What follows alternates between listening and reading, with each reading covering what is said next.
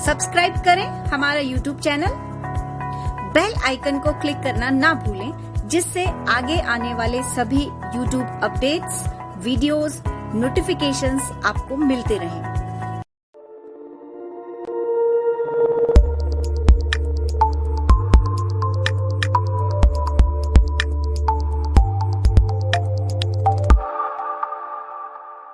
नमस्कार मित्रों, मैं हूं राघव प्रकाश। जयपुर में दो कॉलेज हैं, परिष्कार college of global excellence Hindi medium का कॉलेज है और परिष्कार इंटरनेशनल कॉलेज इंग्लिश मीडियम का कॉलेज है। मैं उन दोनों के साथ जुड़ा हुआ हूं, उन्हीं का डायरेक्टर हूं। और परिष्कार कॉलेज की एक खास पहल है जो आपके काम की है, उसके बारे में आपसे बात करने जा रहा हूं। देखो, अभी क्या हुआ, कोरोना की वजह से हमारे माध्यमिक शिक्षा बोर्ड की कुछ परीक्षाएं अभी बाकी हैं, अभी हुई नहीं है। कुछ तो आप दे चुके, लेकिन कुछ परीक्षाएं बाकी हैं। और वे बाकी कौन कौन सी हैं? और निश्चित रूप से कुछ ये जो कोरोना लॉकडाउन है खत्म होने वाला है, और खत्म होने के बाद में आपकी बोर्ड की परीक्षाएं वे होंगी और आप उनकी अभी तैयारी कीजिए। आप तैयारी करेंगे इन्हीं दिनों तो निश्चित रूप से काफी समय मिल गया है और अभी और समय है, आपके बहुत अच्छे मार्क्स आएंगे इन खासतौर से इन पेपर्स में। देखो कौन कौन सी परीक्षाएं बाकी हैं आपकी। अभी जो विज्ञान वर्ग के विद्यार्थी हैं, +2 के 12वीं के, उनकी बात है, उनका गणित का बहुत महत्वपूर्ण विषय का पेपर बाकी है। अभी मैथमेटिक्स का पेपर बाकी है। और जो आर्ट्स वर्ग के बच्चे, उनका भूगोल जो बहुत ही पॉपुलर कॉमन सब्जेक्ट है, और जो आर्ट्स वाले बच्चे फिर आगे के बीए में भी इस सब्जेक्ट को लेते हैं, तो भूगोल बाकी है। और उनका हिंदी साहित्य और इंग्लिश लिटरेचर, ये दोनों भी बहुत पॉपुलर सब्जेक्ट हैं, और हिंदी साहित्य और इंग्लिश लिटरेचर ये भी आपको बाकी है। तो देखिए, आपकी गणित बाकी है, भूगोल बाकी है, हिंदी साहित्य और इंग्लिश लिटरेचर बाकी है। हमने ये कोशिश की है कि हम आपको इनके बारे में कुछ अलग से कुछ लेक्चर्स तैयार करें, और वो तैयार कर लिए हमारे परिष्कार कॉलेज की फैकल्टी ने तैयार किए हैं, और आप तक वो हम लोग पहुंचा रहे हैं। मैं फिर से आपको बता दूं कि परिष्कार कॉलेज ऑफ ग्लोबल एक्सीलेंस ये हमारा पहला कॉलेज है मित्रों, और ये हिंदी माध्यम के बच्चे पढ़ते हैं। ये शिप्रा पथ मानसरोवर जयपुर में है, और इसमें जो कोर्सेज चलते हैं वो कोर्सेज चलते हैं बीए, बीएससी, बीसीए, बीकॉम, और पोस्ट ग्रेजुएशन में एमए, एमकॉम और एमएससी, सभी सब्जेक्ट्स में एमएससी, ये कोर्सेज हमारे चलते हैं। लेकिन खास जो इस कॉलेज की खूबी है वो ये है कि यहां कॉम्पिटिशन्स की फ्री तैयारी होती है, और ये पिछले 12 वर्ष से हम लोग काम कर रहे हैं। 12 वर्ष से कॉलेज कॉम्पिटिशन्स की फ्री तैयारी कर रहा है। और तैयारी किस किस की? आईएएस की, आरएस की, SSC, NDA, bank, LDC, police, sub inspector, accountant, पटवार, कांस्टेबल, इनकी तैयारी होती है। और ये तैयारी रोज 2 घंटे एक्स्ट्रा क्लास चलती है फ्री, जिसमें मैथमेटिक्स, रीजनिंग, जनरल साइंस, इसी प्रकार से जनरल स्टडीज, इन अलग सब्जेक्ट्स की तैयारी होती है। और ये सब कहीं न कहीं सब परीक्षाओं में काम में आते हैं। मित्रों, जो दूसरा कॉलेज है वह है परिष्कार इंटरनेशनल कॉलेज। ये जो इंटरनेशनल कॉलेज है मित्रों, ये इंग्लिश मीडियम का है, और ये विजयपथ मानसरोवर में ही, इसी कॉलेज से, हिंदी मीडियम के कॉलेज से 1.5 किलोमीटर दूर विजय पथ पर मानसरोवर जयपुर में ये दूसरा कॉलेज है। बस इसमें केवल 3 कोर्सेज चलते हैं इंग्लिश मीडियम के, या इंग्लिश मीडियम से पढ़ाई होती है, और इसलिए इंग्लिश मीडियम के जो बच्चे हैं वो इसमें एडमिशन लेते हैं।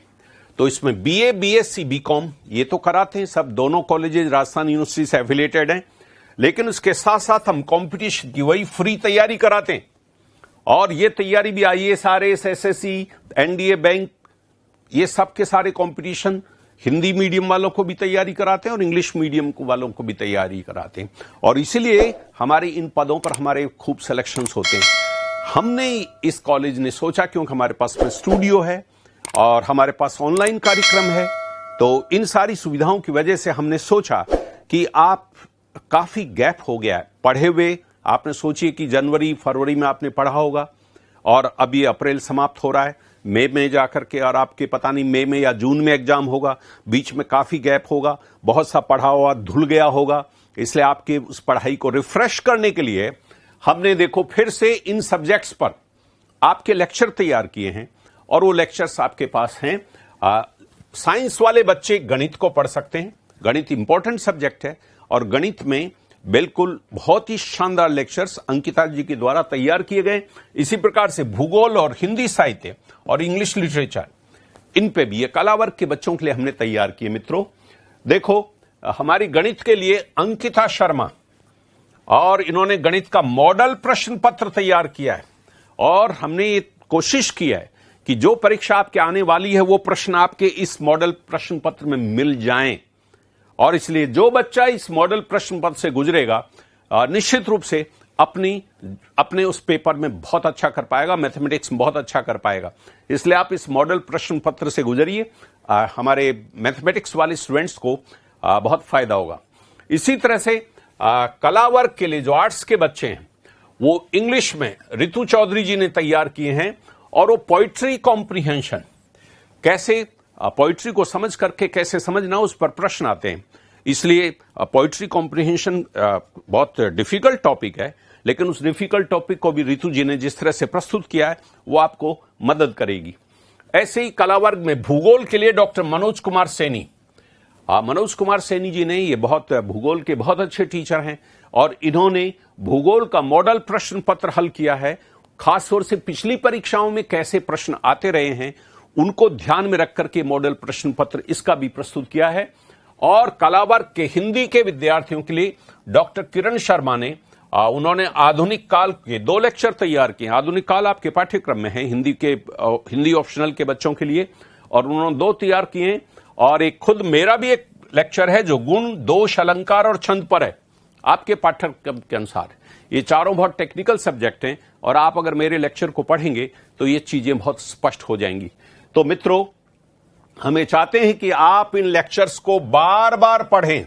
एक बार पढ़ेंगे काफी कुछ समझ में आ जाएगा, 50, 60, 70% समझ में आएगा। दोबारा पढ़ेंगे 90-95% आ जाएगा। तीसरी बार पढ़ेंगे बिल्कुल क्लियर हो जाएगा।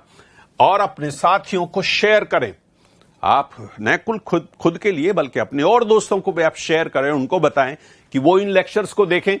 और अगर कोई कठिनाई होती है, आपको किसी प्रकार की कोई प्रॉब्लम आती है इसको लेकर के, तो प्लीज ये हमारे फोन नंबर है, आप इन फोन नंबर पर आप संपर्क कर सकते हैं और हम आपको संबंधित टीचर से इसका स्पष्टीकरण करवा सकते हैं।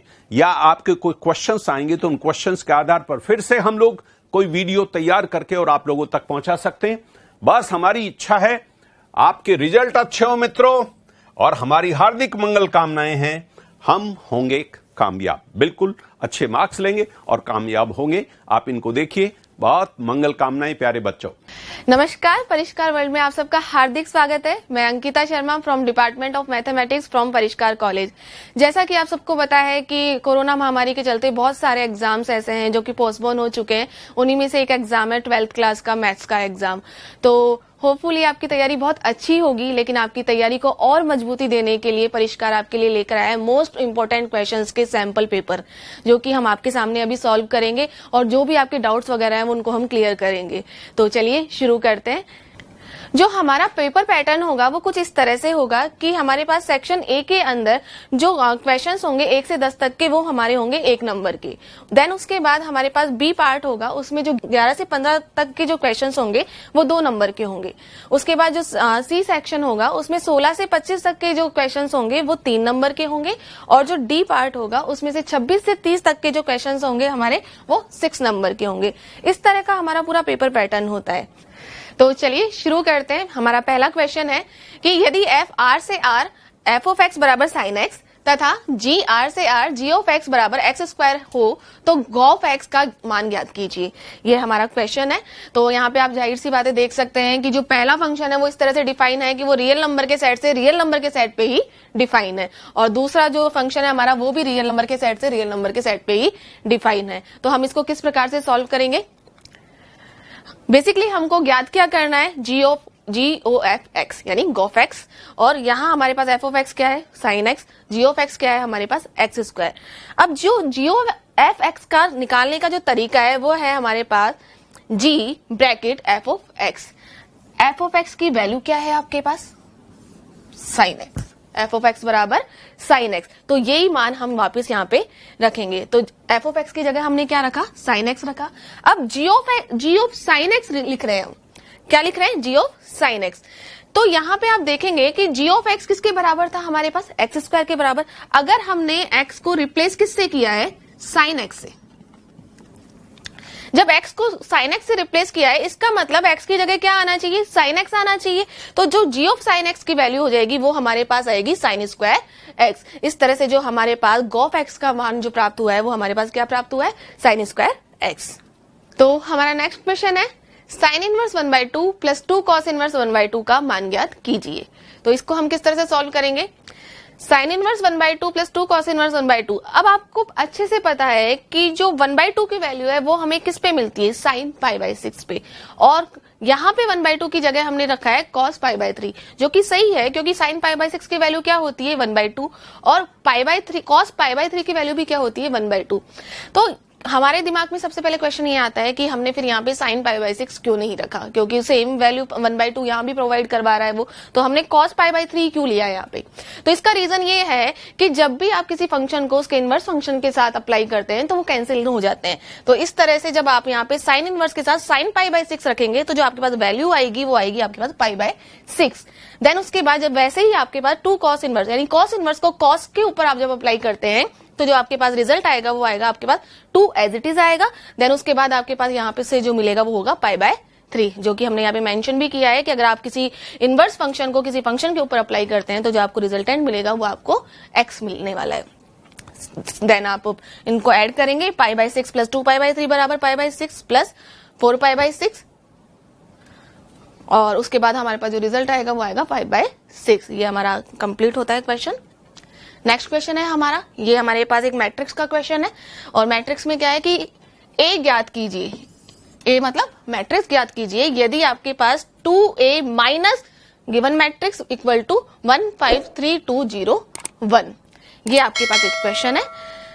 क्या दिया हुआ है कि 2a माइनस 3 माइनस 1 1 2 0 5 बराबर 1 5 3 2 0 1 करके आपको एक मैट्रिक्स दी गई है इस तरह से। अब यहाँ से आपको इनकी वैल्यू फाइंड आउट करनी है, यानी किसकी वैल्यू फाइंड आउट करनी है, आपको a की वैल्यू फाइंड आउट करनी है। तो यहाँ से आप क्या करेंगे, 2a को एज इट इज रखा आपने, देन आप इस मैट्रिक्स को इक्वल के दूसरी साइड में लेकर जाएंगे। जब आप यहाँ ये माइनस में थी, इक्वल की दूसरी तरफ जाएगी तो प्लस में हो जाएगी, यानी कि आप यहाँ पे 2 मैट्रिक्स का सम करेंगे। 2 मैट्रिक्स का जब आप योग करेंगे यहाँ पे तो आपके पास जो रिजल्ट आएगा वो क्या आएगा, यानी कि मैट्रिक्स का योग किस तरह से करेंगे, यानी जिस प्लेस के ऊपर जो एलिमेंट्स है, यानी कि अगर ये फर्स्ट प्लेस है तो इसके फर्स्ट प्लेस का जो एलिमेंट है वो इसके अंदर ऐड होगा। तो यहां से देखेंगे हम, जैसे 1 + 3 जो हमारे पास रिजल्ट आना चाहिए वो आना चाहिए 4। देन सेकंड प्लेस पे कौन सा है यहाँ पे 5, और इसके सेकंड प्लेस पे कौन सा है -1। इन दोनों को जब आप ऐड करेंगे तो इधर 5 है उधर -1 है, तो 5 प्लस ऑफ -1, तो आपके पास जो रिजल्ट आना चाहिए वो कितना आना चाहिए, 4 आना चाहिए। उसके बाद 3 + 1 करेंगे सेम 4, 2 + 2 करेंगे सेम 4, 0 + 0 0 आएगा, 1 + 5 = 6। देखते हैं, देखिए वही है 2a बराबर 4 4 4 4 0 6, ये हमारे पास वैल्यू आई है 2a की। तो और हमको फाइंड आउट किसकी करनी थी, a की। तो a की कैसे फाइंड आउट करेंगे, 2 यहाँ पे मल्टीप्लाई में और इक्वल के दूसरी तरफ जाएगा तो डेफिनेटली किस में जाएगा, डिवाइडेशन में चला जाएगा। तो जब आपने 1/2 को डिवाइड किया मैट्रिक्स के साथ तो आपके पास जो रिजल्ट आना चाहिए, मैट्रिक्स में ये होता है कि अगर आपके पास डिवाइडेशन कर रहे हो या मल्टीप्लिकेशन कर रहे हो तो उसके ईच एंड एवरी एलिमेंट के अंदर वो डिवाइडेशन होगा। तो यहाँ पे जितने भी एलिमेंट्स हैं आपके पास मैट्रिक्स के अंदर, उन सबके अंदर 2 का डिवाइडेशन करने पर आपके पास जो फाइनल मैट्रिक्स आएगी वो आपके पास है 2 2 2 2 0 3, और यही आपकी a का मान है। नेक्स्ट क्वेश्चन है हमारा a बराबर 3 4 1 2, तो a इनवर्स का मान ज्ञात कीजिए। यानी आपको एक मैट्रिक्स दी गई है और आपको उसकी इनवर्स मैट्रिक्स फाइंड आउट करनी है। तो आप किस तरह से करेंगे, देखें कि आपको क्या दिया हुआ है, a बराबर 3 4 1 2, a इनवर्स फाइंड आउट करना है। इसका मतलब आपको a इनवर्स फाइंड आउट ज्ञात करने का फॉर्मूला पता होना चाहिए, और जो फॉर्मूला है आपके पास a इनवर्स फाइंड आउट करने का वो होता है आपका adjoint of a upon determinants of a। अब सबसे पहले हम बात करते हैं डिटर्मिनेंट ऑफ ए की। उसको कैसे फाइंड आउट करते हैं? आपके पास जो मैट्रिक्स है वो आपकी 2x2 की मैट्रिक्स है और इसका जो डिटर्मिनेंट फाइंड करने का तरीका है वो इस तरह से है कि 3 को आप 2 से मल्टीप्लाई करेंगे और 4 को आप 1 से मल्टीप्लाई करके आपस में लेस कर देंगे। तो सेम वही चीज है, डिटर्मिनेंट ऑफ ए बराबर 3 इंटू 2 माइनस 4 इंटू 1 बराबर 6 माइनस 4 बराबर 2। ये जो वैल्यू आएगी हमारे पास वो किसकी आएगी? डिटर्मिनेंट ऑफ ए की। नेक्स्ट देखते हैं हमारे पास, अब हमको दूसरी चीज क्या फाइंड आउट करनी थी? एडजेंट ऑफ ए। एडजेंट ऑफ ए कैसे ज्ञात करते हैं हम? वही सेम 2x2 की आपकी मैट्रिक्स है, तो इसको ज्ञात करने का तरीका है कि इस प्लेस के और इस प्लेस के जो आपके एलिमेंट्स हैं वो आपस में इंटरचेंज हो जाएंगे और जो इस प्लेस के और इस प्लेस के एलिमेंट्स हैं उनका साइन चेंज हो जाएगा। तो कैसे? देखिए, यहाँ 3 है तो 3 की जगह क्या आ जाएगा? 2 आ जाएगा, और यहाँ 2 है तो 2 की जगह क्या आ जाएगा? 3। तो सेम यहाँ देखेंगे आप, 3 की जगह आ गया 2 और 2 की जगह क्या आ गया? 3। और मैंने दूसरी बात कही थी आपसे कि यहाँ पे इस प्लेस के और इस प्लेस के जो एलिमेंट्स हैं उनके साइन चेंज हो जाएंगे, इसका मतलब -4 और -1 हो गया। तो ये जो आपकी वैल्यू फाइंड आउट करी है आपने, वो किसकी फाइंड आउट करी है? एडजेंट ऑफ ए। अब यहाँ पे आप अपना मान रख देंगे। एडजेंट ऑफ ए का मान क्या है आपके पास? 2 -4 -1 3, सेम इधर। और डिटर्मिनेंट ऑफ ए की वैल्यू आपके पास क्या थी? 2, तो अपॉन 2। तो ये आपके पास जो रिजल्ट आया है वो किसका आ गया? ए इनवर्स का। आप चाहें तो 1/2 को अंदर भी डिवाइड कर सकते हैं और अंदर डिवाइड करने पर सेम जैसे हमने पिछले क्वेश्चंस में किया था कि आप डिवाइड, हर एक एलिमेंट में वो डिवाइडेशन होगा, तो यहाँ पे आपने हर एक एलिमेंट में डिवाइडेशन किया और आपके पास जो प्रॉपर रिजल्ट है वो आपका ये आया है। नेक्स्ट हमारे इंटीग्रेशन का क्वेश्चन है, और इंटीग्रेशन का क्वेश्चन किस तरह से दिया गया है कि integration of 1 minus cos 2x upon 1 plus cos 2x dx का मान ज्ञात कीजिए। इसे किस तरह से करेंगे? जैसे कि आपको पता है कि cos 2x के पास हमारे फॉर्मूलाज होते हैं कुछ, तो cos 2x का एक फॉर्मूला है हमारे पास 2 cos स्क्वायर x माइनस 1। दूसरा फॉर्मूला है हमारे पास क्या है? 1 माइनस 2 sin स्क्वायर x। एक तीसरा फॉर्मूला भी है, उसकी नीड नहीं है अभी। तो यहाँ देखते हैं कि अतः उचित पदों को अंश व हर में रखने पर, उचित पदों को अंश व हर में रखने का मतलब क्या है कि ध्यान से देखिए कि हमने ऊपर की तरफ तो फॉर्मूला यूज करा है 1 माइनस 2 sin स्क्वायर x, यानी cos 2x का कौन सा फॉर्मूला यूज किया है? 1 माइनस 2 sin स्क्वायर x। और नीचे की तरफ कौन सा फॉर्मूला यूज किया है? 2 cos स्क्वायर x माइनस 1। तो हमें ये बात ध्यान रखने की जरूरत है कि कहां पे तो हमको 2 cos स्क्वायर x माइनस 1 लेना है और कहां पे हमें 1 माइनस 2 sin स्क्वायर x लेना है। तो यहाँ पे आपको अच्छे से पता होना चाहिए कि जब भी cos 2x माइनस के साथ आ रहा है 1, यानी कि 1 के साथ माइनस में है, तो ऐसी आपको रखना है कि 1 से 1 कैंसिल हो जाए। तो अगर हम बात करते हैं 1 माइनस 2 sin स्क्वायर x की, तो आप देखेंगे यहाँ से कि जब आप इसको ओपन करेंगे तो 1 से 1 कैंसिल हो जाएगा और आपके पास सिर्फ 2 sin स्क्वायर x बचेगा, जबकि नीचे की तरफ प्लस का सिंबल है। तो अगर आप 2 cos स्क्वायर x माइनस 1 रखते हैं तब 1 से 1 कैंसिल होगा। तो इसका मतलब नीचे की तरफ आपने लिया 2 cos स्क्वायर x माइनस 1। तो बेसिकली इसका कॉन्सेप्ट यही है कि जहां भी आपके 1 कैंसिल हो जाए उस तरह से आपको उनकी फॉर्मूलाज की वैल्यू पुट करनी है। तो आपके पास जो अल्टीमेटली जो आ रहा है वो है 2 sin square x upon 2 cos square x, और ये जो वैल्यू है आपकी वो किसकी मिलती है आपको? tan स्क्वायर x की। tan स्क्वायर x को आप क्या लिख सकते हैं? ये भी आपका फॉर्मूला है कि 1 प्लस tan स्क्वायर x बराबर sec स्क्वायर x। अब tan स्क्वायर x की जगह आपने लिख दिया sec square x minus 1 dx, और इंटीग्रेशन ऑफ, आप इसको सेपरेट कर देंगे, integration of sec square x dx minus 1 dot dx। और आपको पता है कि sec स्क्वायर x dx का फॉर्मूला क्या होता है आपके पास इंटीग्रेशन के अंदर? वो tan x के बराबर होता है। तो यहाँ इसका जो मान है आपके पास वो tan x आएगा, माइनस 1 का आप इंटीग्रेशन करेंगे तो वो मिलेगी आपको वैल्यू x प्लस c। यहाँ आपका इंटीग्रेशन कॉन्स्टेंट है, और इस तरह से आपका ये वाला क्वेश्चन भी सॉल्व होता है। नेक्स्ट क्वेश्चन है हमारा, सदिश 2i cap minus j cap तथा i cap plus 2j cap के मध्य कोण ज्ञात कीजिए। ये वेक्टर का क्वेश्चन है, और इस क्वेश्चन का मतलब हमको ये 2 वेक्टर मिले हुए हैं 2i cap minus j cap और i cap plus 2j cap, और इन दोनों वेक्टर्स के बीच में हमको एंगल फाइंड आउट करना है। तो सबसे पहले तो हमें ये पता होना चाहिए कि 2 वेक्टर्स के बीच में एंगल फाइंड आउट किस तरह से किया जाता है, उसके लिए कौन सा फॉर्मूला यूज किया जाता है, इस बारे में हमको ध्यान होना चाहिए। तो आगे देखते हैं कि पहले वेक्टर को आपने नाम दे दिया है a वेक्टर और दूसरे वेक्टर को आपने नाम दे दिया है b वेक्टर। तो सदिश a वेक्टर का मान 2i cap minus j cap, सदिश b वेक्टर का मान है आपके पास i cap plus 2j cap.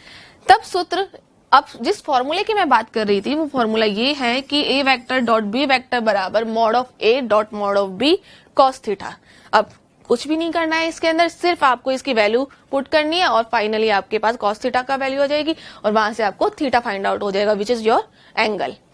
तो 2i cap minus j cap, A vector की वैल्यू रखी, बी वेक्टर का मान रखा i cap plus 2j cap बराबर इसका मॉड लिया, देन उसका मॉड लिया और कॉस थीटा रखा यहाँ पे। जब इसको कैसे सॉल्व करते हैं ये देखिए आप कि 2i कैप को किससे मल्टीप्लाई करेंगे, पहले i कैप से करेंगे तो आपके पास जो आएगा कुछ इस तरह से i dot i cap. Then 2i cap को आप किससे मल्टीप्लाई करेंगे, 2j कैप से करेंगे तो 2 को 2 से गुणा करेंगे तो वो कितना हो गया आपके पास 4 और ये होगा आपके पास i डॉट j। देन आपके पास है माइनस j डॉट i,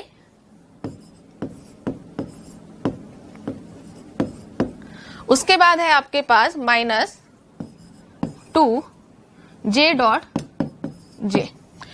अब जो हमारे पास स्केलर प्रोडक्ट होता है या अदिश गुणन जो होता है हमारे पास, उसमें हमें पता है कि जो सेम होते हैं हमारे पास ये यूनिट वेक्टर, वो जैसे i डॉट i जो है हमारा, इसकी वैल्यू क्या होती है हमारे पास 1 होगी, इसकी वैल्यू जो होगी हमारे पास 0 होगी और ये वैल्यू भी क्या होगी हमारी 0 होगी और इस वैल्यू का मान क्या होगा हमारे पास 1। जो सेम होते हैं यानी कि हमारे पास जो हम जानते हैं कि i dot i, j dot j और k डॉट k, इनकी वैल्यू होती है बराबर। और अगर ये किसी और के साथ है, और का मतलब कि अगर i का मान j के साथ, j का k के साथ और या k का i के साथ यानी किसी दूसरे यूनिट वेक्टर के साथ है तो उसकी वैल्यू जो होगी वो आपके पास 0 होगी, क्योंकि इसके रीजन ये है कि एक दूसरे के परपेंडिकुलर होते हैं। तो अब यहाँ से हम ये बात हम पता कर सकते हैं कि यहाँ पे 2 माइनस 2 किस तरह से आया कि जैसे 2 की वैल्यू ये है और माइनस 2 वो है। यहाँ पे सेम वो देखेंगे 2i cap minus j cap i cap plus 2j cap 2 cos. तो 2 माइनस 2 का जो वैल्यू है वो आपके पास है यहाँ पे 0। और आप जब यहाँ पे इनकी जो वैल्यू, अगर आप कॉस थीटा का मान की हम जब बात करते हैं तो यहाँ पे ये जो वैल्यू है जब इसके साथ इसको डिवाइडेशन में लेकर जाएंगे तो प्रॉपर पूरा मान कितना हो जाएगा 0 हो जाएगा। तो कॉस थीटा की वैल्यू आपको क्या मिल रही है यहाँ से 0। अब कॉस थीटा का मान आपके पास आ रहा है 0, तो थीटा की ऐसी कौन सी वैल्यू है जिसके ऊपर कॉस थीटा 0 होगा। तो आप जानते हैं कि अगर थीटा का मान अगर π/2 है तो उस कंडीशन में कॉस थीटा की वैल्यू कितनी हो जाएगी 0। तो अगर आप यहाँ पे रखते हैं आप कॉस π/2 तो बाय कंपैरिजन आप देख सकते हैं कि थीटा का मान जो आपको प्राप्त होगा π/2 प्राप्त होगा। इसका मतलब इन दोनों वेक्टर के बीच के अंदर जो एंगल होगा वो कितना होगा π/2। नेक्स्ट क्वेश्चन देखते हैं। यदि मॉड ऑफ a बराबर 10, मॉड ऑफ b बराबर 2 तथा a vector dot b vector बराबर 12 हो तो साइन थीटा का मान ज्ञात कीजिए जहां थीटा इनके बीच का कोण है। ये हमारा क्वेश्चन है। अब हमको जो जो चीजें दी गई है सबसे पहले हम उसको देख लेते हैं क्या क्या दिया हुआ है हमें। कि दिया हुआ है कि a vector dot b vector बराबर 12, उसके बाद मॉड ऑफ a बराबर 10 और मॉड ऑफ b बराबर 2। तो सबसे पहले हमारे दिमाग में वो फॉर्मूला आ जाना चाहिए कि ऐसा कौन सा फॉर्मूला है जिससे हमको ये सारी वैल्यूज मिल सकती है। तो हम उसको चेक करते हैं पहले। अब हमको पता है कि a vector dot b vector, जो कि हमने अभी पहले वाले क्वेश्चन में भी किया था कि a vector dot b vector बराबर क्या होता है हमारा mod of a dot mod of b dot cos theta. तो यहां से हम देखते हैं कि a vector dot b vector का मान क्या है हमारे पास 12, वो पुट कर देंगे। उसके बाद मॉड ऑफ a का कितना दे रखा है 2, मॉड ऑफ b का कितना दे रखा है 10 और cos theta as it is. यहां से वही सेम जब आप 12 के डिवाइडेशन के अंदर 2 इंटू 10 लेकर आएंगे तो आपके पास जो रिजल्ट आएगा वो आपके पास आएगा 3/5।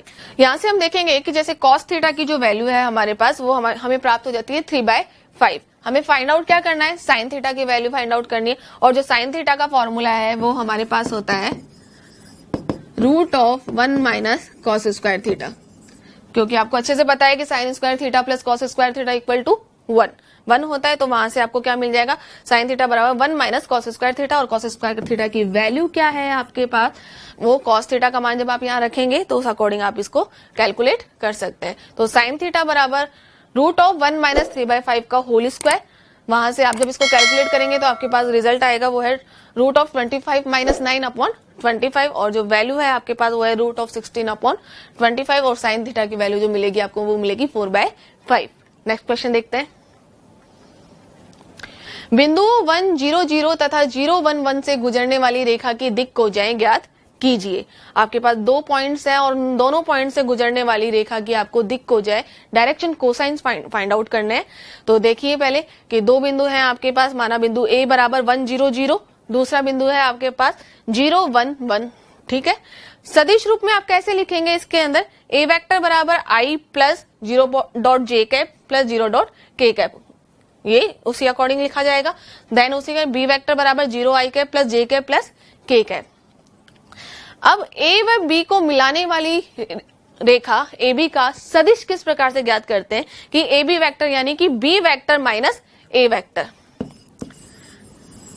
अगर हमको किसी रेखा का सदिश ज्ञात करना है तो जैसे ए बी वेक्टर आपके पास 2 पॉइंट है तो आप उनके स्थिति सदिश से आप उसकी रेखा का सदिश ज्ञात कर सकते हैं। तो बी वेक्टर माइनस ए वेक्टर, और बी वेक्टर की वैल्यू क्या थी आपके पास 0 आई कैप प्लस जे कैप प्लस के कैप, माइनस करेंगे इसमें से ए वेक्टर को जो कि क्या क्या आता है आपके पास आई कैप प्लस 0 जे कैप प्लस 0 के कैप। अब यहाँ पे आपके पास जब आप इसको कैलकुलेट करते हैं यानी इसमें से इसको माइनस करते हैं तो रिजल्ट आपके पास आता है वो होता है माइनस आई कैप प्लस जे कैप प्लस के कैप। अभी तक आपके पास डायरेक्शन कोसाइंस नहीं आए, ये है आपके डायरेक्शन रेशियोज यानी कि दिक अनुपात। उस रेखा के दिक अनुपात हैं आपके पास और वो क्या है आपके आई जे के कैप के जो कोफिशिएंट्स हैं यहाँ पे वही आपके रेखा के दिक अनुपात है। यहाँ पे मैं बात कर रही हूँ दिक अनुपात, रेखा के दिक अनुपात की बात कर रही हूँ। तो यहाँ से जो दिक अनुपात है वो आपके पास है -1, 1 और 1। अब बात करते हैं हम डायरेक्शन कोसाइन यानी दिक कोज्या की, जो कि हमको फाइंड आउट करनी है कि अगर हम यहाँ पे इसका मॉड लेते हैं, और मॉड कैसे फाइंड आउट करते हैं कि जो भी आई जे के कैप के कोफिशिएंट्स हैं उनका स्क्वायर करके प्लस करके उनका रूट लेना है। तो पहला वाला देखें आप, इसका कोफिशिएंट कितना है -1, इसका कोफिशिएंट कितना है 1, इसका कोफिशिएंट कितना है 1। तो इन तीनों के कोफिशिएंट्स का आप पहले स्क्वायर करेंगे। तो स्क्वायर किया यहां से आपने और स्क्वायर करके इन तीनों को ऐड कर दिया। तो यहां से आपका जो mod of A B vector है उसका मान कितना आ गया √3। अब जो कि हमारे पास अब जो इनके दिक अनुपात से बनने वाली जो दिक्कोज्या है वो किस तरह से मिलेगी कि जो LMN का जो हमारे पास मान आएगा वो होगा हमारे पास -i/√3 plus j/√3 plus k/√3। जो LMN का जो मान है हमारे पास वो है -1/√3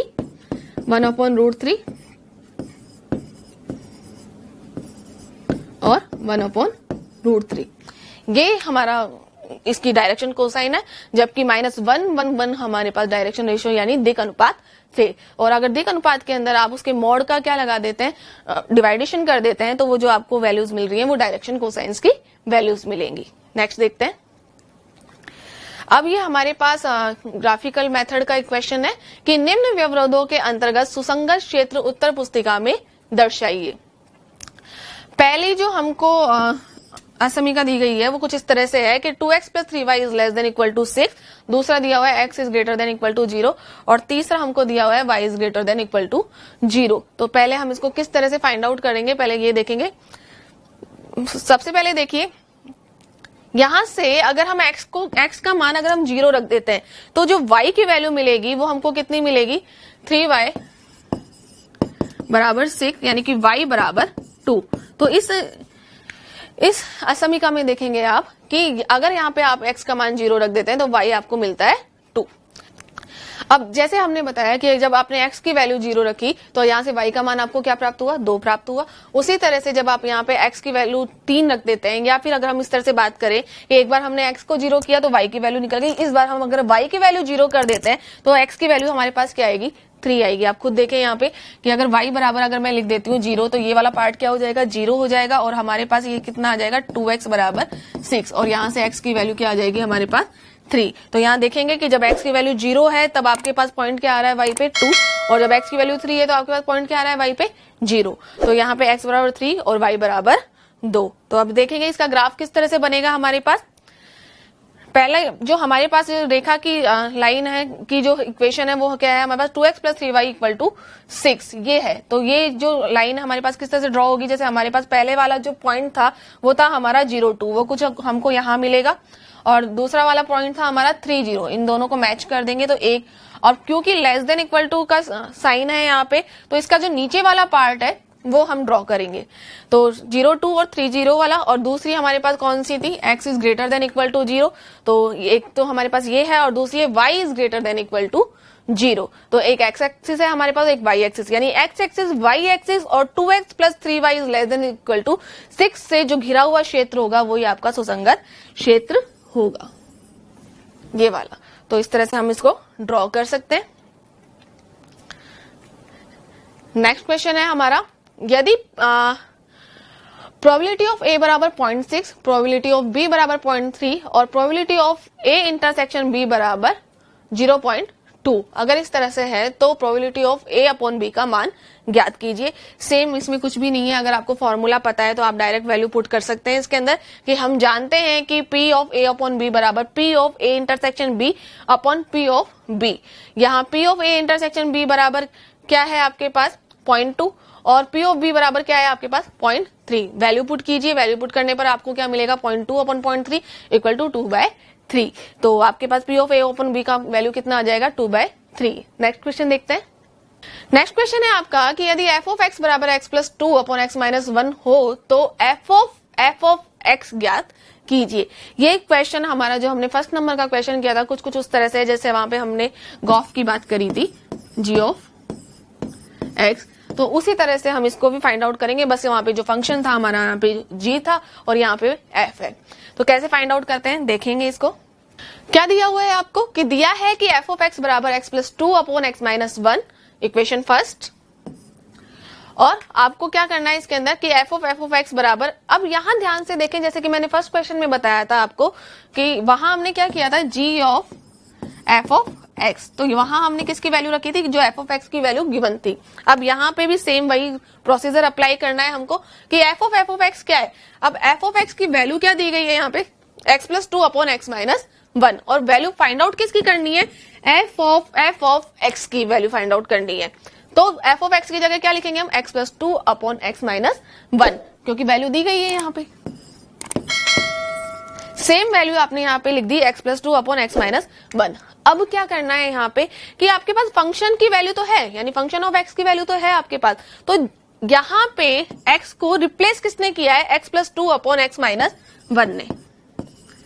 एक्स प्लस 2 एक्स माइनस 1 किसको रिप्लेस किया इसने x is replace by x plus 2 upon x minus 1। तो जहां जहां पे भी एक्स है वहां आपको x plus 2 upon x minus 1 लिखना होगा। तो देखते हैं इसके अंदर कि आप जैसे आप वही सेम चीज F of x x plus 2 upon x minus 1, तो एक एक्स कहां पे है यहाँ पे ये वाला, तो इस एक्स की जगह आप क्या लिखेंगे x plus 2 upon x minus 1 plus का सेम 2 सेम, ठीक है। देन आपके पास नेक्स्ट वाला एक्स कहां है नीचे की तरफ, तो यहाँ पे भी x plus 2 upon x minus 1 minus 1। अब कुछ भी नहीं है आपका, इसको सिंप्लीफाई कर लीजिए। सिंप्लीफाई करने पर आप यहाँ पे एलसीएम लेंगे, एलसीएम लेने पर आपके पास जो रिजल्ट आएगा वो कुछ इस तरह से होगा x plus 2 plus 2 x minus 1 upon x minus 1। नीचे भी क्या आएगा आपके पास x plus 2 minus 1 x minus 1 और एक्स माइनस 1। इस x माइनस 1 से ये x माइनस 1 कैंसिल हो जाएगा, तो आपके पास जो फाइनल वैल्यू आती है वो आती है इस प्रकार से x plus 2 plus 2x minus 2 x plus 2 minus x plus 1। अब यहाँ पे इसको और सिंप्लीफाई कर दीजिए, ये हो जाएगा आपके पास 3x, ये एक दूसरे से कैंसिल हो जाएंगे और यहाँ पे x से x कैंसिल हो जाएगा और 2 प्लस 1 अपॉन 3, ठीक है। 3 से 3 फिर से कैंसिल हो गया और आपके पास जो रिजल्ट आ रहा है यानी एफ ऑफ एक्स की जो वैल्यू आपको मिल रही है वो वापस क्या मिल रही है आपको x मिल रही है। तो ये आपका आंसर है। नेक्स्ट क्वेश्चन देखते हैं।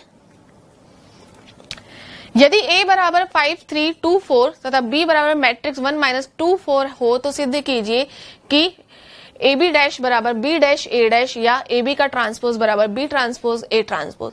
आपको ये फाइंड आउट करना है, तो चलिए करते हैं। किस तरह से करेंगे इसे। दोनों वैल्यू आपको दी गई है, दो मैट्रिक्स दी गई है आपको, a बराबर 5 3 2 4 और दूसरी है b बराबर 1 माइनस 2 2 4। अब आप इनका क्या निकालेंगे, इनका प्रोडक्ट निकालेंगे दोनों मैट्रिक्स का। और दोनों मैट्रिक्स का प्रोडक्ट किस तरह से निकालते हैं कि जो पहला वाला कॉलम है उसका एलिमेंट देखिए कि 5 को तो आपको किससे मल्टीप्लाई करना है 1 से मल्टीप्लाई करना है और इसके बाद आपको 3 को किससे मल्टीप्लाई करना है 2 से मल्टीप्लाई करना है और उसके बाद इनको ऐड करना है। ये तरीका होता है आपके मैट्रिक्स का गुणन करने का। तो यहाँ देखेंगे 5 को जब 1 से मल्टीप्लाई किया तो आपको क्या मिला 5 मिला, जब आपने 3 को 2 से गुणा किया तो आपको क्या मिला 6 मिला और दोनों को ऐड कर दिया तो आपके पास क्या आएगा 5 प्लस 6। सेम वही प्रोसीजर हम आगे फॉलो करते हैं। 5 को हमने किससे किया -2 से किया, 5 को हमने इस बार किया -2 से, तो हमारे पास जो रिजल्ट आया वो कितना आया -10 आया। और 3 को फिर हमने किससे किया 4 से, तो वो आया हमारे पास 12, तो -10 प्लस 12।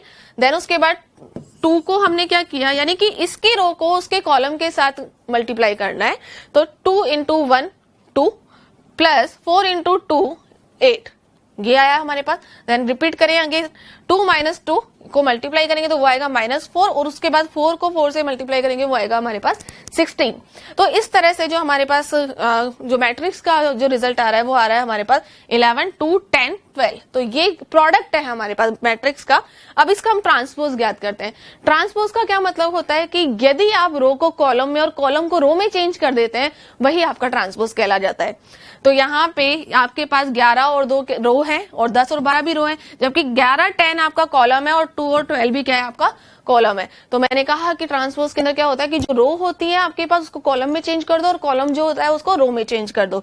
तो आपके पास क्या थी 11 2, तो ये रो थी तो इसको कॉलम में कन्वर्ट किया तो ये क्या हो गया 11 2 इधर आ गया, और 10 12 रो थी आपको तो इसको भी कॉलम में कन्वर्ट करोगे तो ये क्या हो जाएगा 10 12, यानी आपको क्या मिल गया ए बी का ट्रांसपोज। अब यहां से हम देखेंगे कि अब हम निकालते हैं बी का ट्रांसपोज और ए का ट्रांसपोज। ये क्यों निकाला हमने, क्योंकि अगर ये मान लीजिए ए बी का ट्रांसपोज तो आपने निकाल लिया यहां से, लेकिन अगर आपके पास इनकी जो वैल्यू आती है वो भी ए बी के ट्रांसपोज के बराबर आ जाती है, तो ये दोनों एक दूसरे के इक्वल हो जाएंगे और यही हमको प्रूफ करना है। तो नेक्स्ट देखते हैं बी का ट्रांसपोज कैसे निकालेंगे। बी की वैल्यू क्या थी आपके पास 1 माइनस 2 2 4, इसका ट्रांसपोज निकालेंगे आप। ये हो जाएगा हमारे पास, जैसे रो को कॉलम में और कॉलम को रो में चेंज करेंगे तो उसी तरह से हम इसको देखते हैं। ये रो है हमारी, इसको कॉलम में चेंज किया तो ये क्या हो गया 1 माइनस 2, और 2 4 जो रो है हमारी इसको कॉलम में चेंज किया तो ये हो गया हमारे पास 2 4। तो अब आगे देखते हैं किस तरह से ए का ट्रांसपोज, सेम उसी पैटर्न पे हमने ए का ट्रांसपोज फाइंड आउट किया। 5 3 रो 5 3 कॉलम, 2 4 रो और 2 4 कॉलम, इस तरह से हमने ए का ट्रांसपोज भी निकाल दिया। अब क्या करना है, अब जो दो मैट्रिक्स आई है यानी जो ट्रांसपोज मैट्रिक्स हमारे पास आई है उन दोनों को हम उनका प्रोडक्ट निकालेंगे। तो उनका प्रोडक्ट किस तरह से निकालेंगे हम, एक मैट्रिक्स ये है हमारे पास 2 क्रॉस 2 की और एक मैट्रिक्स ये है हमारे पास। तो वही रो को इस कॉलम के साथ गुणा करेंगे और देन अगेन रो को इस कॉलम के साथ गुणा करेंगे, फिर इस रो को इस कॉलम के साथ गुणा करेंगे और इस रो को इस कॉलम के साथ। 1 को 5 से गुणा किया 5, 2 को 3 से गुणा किया 6, 5 प्लस 6, देन अगेन 1 को 2 से गुणा किया 2, 2 को 4 से किया 8, -2 को किया -5 से -10, 4 को 3 से किया 12, -2 को 2 से मल्टीप्लाई किया, देन उसके बाद 4 को 4 से मल्टीप्लाई किया, तो सेम वही चीज आपके पास वापस आती है और आपके पास जो रिजल्ट आता है वो आता है 11 10 2 12। क्या ये रिजल्ट आपका जो ए बी का ट्रांसपोज आपने निकाला था अभी कुछ टाइम पहले, तो क्या उसके बराबर है? हाँ है। तो ए बी का ट्रांसपोज बराबर बी का ट्रांसपोज ए का ट्रांसपोज, तो ये हेंस प्रूव होता है। अब हम इसी तरह नेक्स्ट क्वेश्चन देखते हैं कि हमें यदि एफ ऑफ एक्स बराबर sine x upon x plus cos x, जहां x does not equal to 0, के एक्स इक्वल टू 0, ठीक है, बिंदु एक्स बराबर 0 पर सतत है तो के का मान ज्ञात कीजिए, ये क्वेश्चन है हमारा। अब सबसे पहले हमको ये पता होना चाहिए कि कॉन्टिन्यूटी की कंडीशन क्या होती है, यानी सतत की कंडीशन क्या होती है। जब तक आपको ये तो कह दिया कि ये फंक्शन कॉन्टिन्यूअस है, लेकिन जब आपको पता ही नहीं कि फंक्शन कॉन्टिन्यूअस किस प्रकार से होता है तो क्वेश्चन किस प्रकार से सॉल्व करेंगे। तो फंक्शन के कॉन्टिन्यूअस होने की कंडीशन है आपकी कि x बराबर 0 पर फलन का, पहले तो हम ये देख लेते हैं कि किस तरह से ये क्वेश्चन क्या कहना चाह रहा है कि x बराबर 0 पर फलन का मान कितना है, f ऑफ 0 बराबर k। ये आपको साफ साफ दिया हुआ है कि x बराबर 0 पर इस फंक्शन की वैल्यू कितनी है k, और सेम वही हम जानते हैं कि फलन के सतत होने के लिए limit h tends to 0 f of 0 minus h बराबर limit h tends to 0 f of 0 plus h equal to limit h tends to 0 f of h होगा, तो फंक्शन आपका कॉन्टिन्यूअस होगा। तो मैं कॉन्टिन्यूअस होने की जो कंडीशन के बारे में बात कर रही थी वो कंडीशन यही है आपकी कि अगर ये कंडीशन फुलफिल हो जाती है तो इसका मतलब फंक्शन आपका कॉन्टिन्यूअस है। और क्योंकि पहले ही कह दिया गया है कि फंक्शन कॉन्टिन्यूअस है और आपको फाइंड आउट क्या करना है, k की वैल्यू फाइंड आउट करनी है, तो हम यहाँ से इस कंडीशन को लेंगे। जिस कंडीशन की मैं बात कर रही थी वो कंडीशन यही है कि limit h tends to 0 f of 0 minus h बराबर limit h tends to 0 f of 0 plus h बराबर limit h tends to 0 f of h। ये कंडीशन अगर फॉलो होती है तो वो फंक्शन कॉन्टिन्यूअस होगा। तो यहाँ पे हम यहाँ से इस कंडीशन को लेते हैं और यहाँ से बात करते हैं limit h tends to 0 f of 0 plus h बराबर लिमिट h टेंड्स टू 0। अब f ऑफ 0 प्लस h कैसे फाइंड आउट करेंगे, f ऑफ 0 प्लस h का मतलब है f ऑफ x की वैल्यू आपको यहाँ दी गई है अब x बराबर 0 पे तो फिक्स है कि k है आ रहा है, जबकि x does not equal to 0 है। x does not equal to 0 का मतलब क्या है कि या तो x 0 से बड़ा होगा या x से छोटा होगा। 0 पे तो नहीं है ना ये, बाकी 0 से बड़े पे और 0 से छोटे पे तो हो सकता है। तो यहाँ पे हम जब 0 प्लस h इस वाली कंडीशन के अंदर हम लेंगे, तो जब 0 प्लस h करेंगे यहाँ पे, तो जहां जहां आपके पास x है वहां आप क्या वैल्यू रखेंगे 0 प्लस h। तो साइन 0 प्लस h मतलब साइन h आपके पास, इधर 0 प्लस h रखेंगे x की जगह तो वो h आएगा, और cos x cos h 0 plus h। वही जब आप इसकी लिमिट अप्लाई करेंगे तो limit h tends to 0 sine h upon h plus limit h tends to 0 cos h। अब यहां देखेंगे आप, अब लिमिट यानी कि जो cos 0 की जो वैल्यू है, आप सबको पता है कि जो cos 0 की वैल्यू होती है वो कितनी होती है 1 होती है आफ्टर अप्लाइंग द लिमिट, और यहाँ पे जो इसकी वैल्यू होती है हमारी साइन h अपॉन h की लिमिट h टेंड्स टू 0, उसकी वैल्यू भी कितनी होती है हमारे पास 1 होती है। आप इसको चेक भी कर सकते हैं, चाहे आप प्रसार करके इसको ओपन करें या फिर आप यहाँ पे डीएल हॉस्पिटल रूल भी लगा सकते हैं, क्योंकि आप ध्यान से देखेंगे तो आपको पता चलेगा यहाँ पे कि अगर आप डायरेक्ट इसमें लिमिट अप्लाई करते हैं तो आपके पास जो वैल्यू आती है वो आती है 0/0, जो कि आपका अनिर्धारीय रूप है। तो अब इसको इसमें डीएल हॉस्पिटल रूल जब आप लगाएंगे तो आपके पास जो वैल्यू आएगी वो कुछ इस तरह से आएगी cos h, और नीचे वाला जो मान होता है 1। अब आप इसमें जब अप्लाई करेंगे लिमिट h टेंड्स टू 0 तो इसकी वैल्यू कितनी हो जाएगी आपके पास 1। तो जैसे भी आपको सुटेबल लगे आप उस तरह से इसको सॉल्व कर सकते हैं। तो 1 + 1 बराबर 2। अतः उपरोक्त सूत्र से अब यहाँ पे कितना आ गया पर limit h tends to 0 f of h बराबर f of 0 बराबर k बराबर 2, क्योंकि f of 0 की वैल्यू कितनी थी आपके पास k, और k का ही आपको क्या मान ज्ञात करना था, मान ज्ञात करना था। और f of 0 किसके बराबर होना चाहिए, f of 0 प्लस h के बराबर होना चाहिए। क्यों होना चाहिए, क्योंकि फंक्शन को पहले से ही कॉन्टिन्यूअस बोला गया है। चलिए आगे देखते हैं। 40 नंबर का क्वेश्चन है आपके पास, integration of sin x upon sin x plus cos x dx का मान ज्ञात कीजिए। इसे किस तरह से करेंगे कि जैसे कि आपके पास इसको सरल करने के लिए आप 2 से ऊपर मल्टीप्लाई करेंगे और 2 से नीचे मल्टीप्लाई करेंगे। अब यहाँ पे जब आपने 2 से ऊपर मल्टीप्लाई किया तो साथ ही इसके अंदर आपने प्लस cos x को इंट्रोड्यूस किया और माइनस cos x को भी इंट्रोड्यूस किया।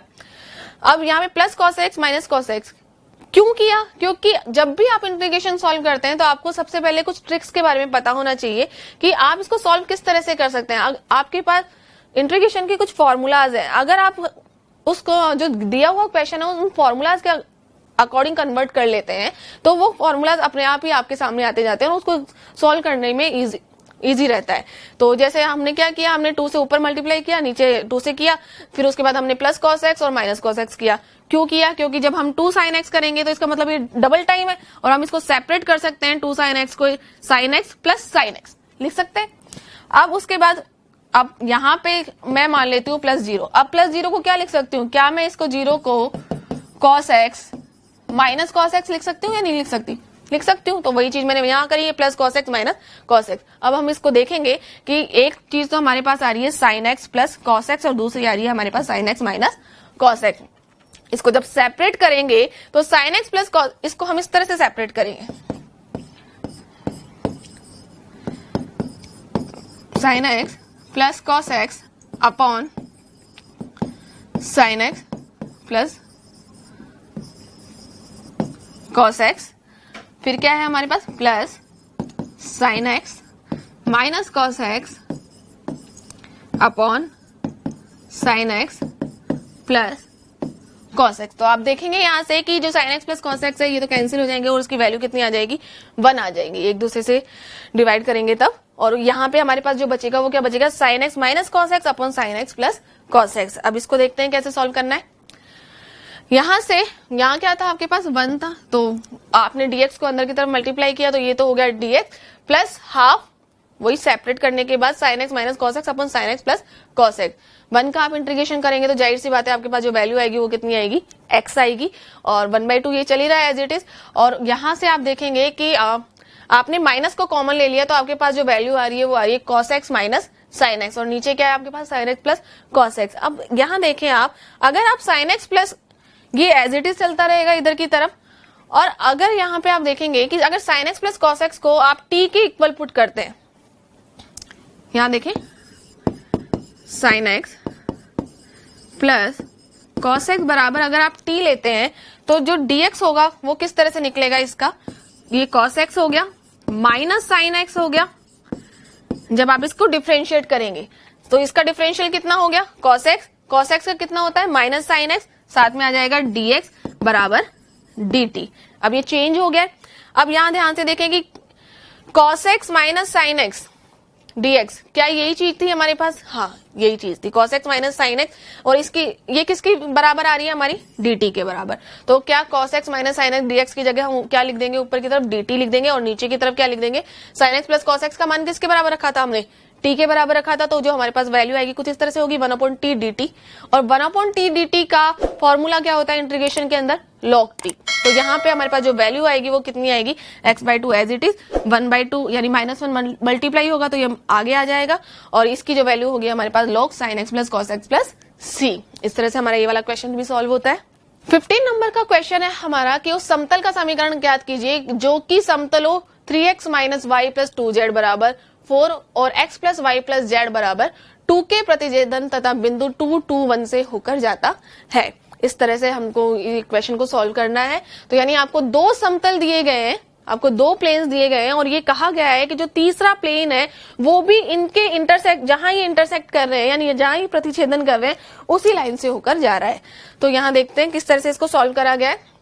हम जानते हैं कि समतल 3x माइनस वाई प्लस 2 बराबर 4 और x plus y plus z बराबर 2 से होकर जाने वाले समतल का जो समीकरण है, हम दो समतलों के जब प्रतिच्छेदन से गुजरने वाले समतल का समीकरण ज्ञात करते हैं तो वो किस तरह से करते हैं कि उनके बीच में हम लैम्डा लगाते हैं। तो वो जो इक्वेशन है वो कुछ इस तरह से होगी कि 3x minus y plus 2z minus 4 plus lambda x plus y plus z minus 2 बराबर 0।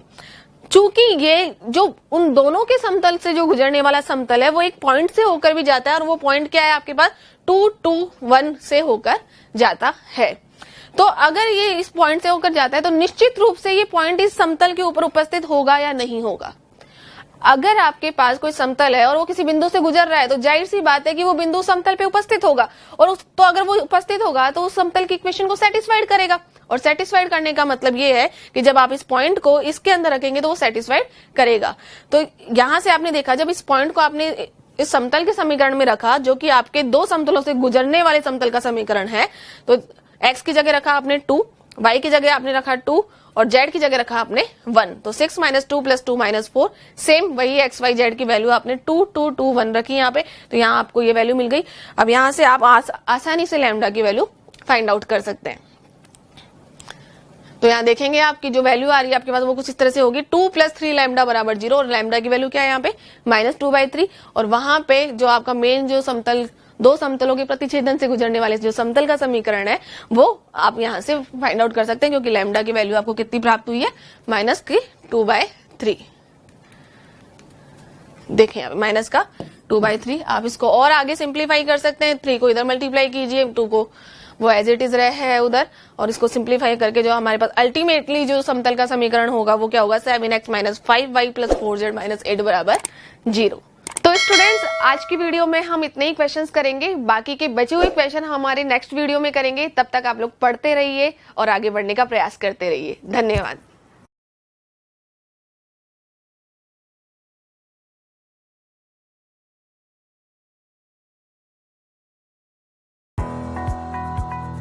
सब्सक्राइब करें हमारा YouTube चैनल, बेल आइकन को क्लिक करना ना भूलें, जिससे आगे आने वाले सभी YouTube अपडेट्स, वीडियोस, नोटिफिकेशंस आपको मिलते रहें।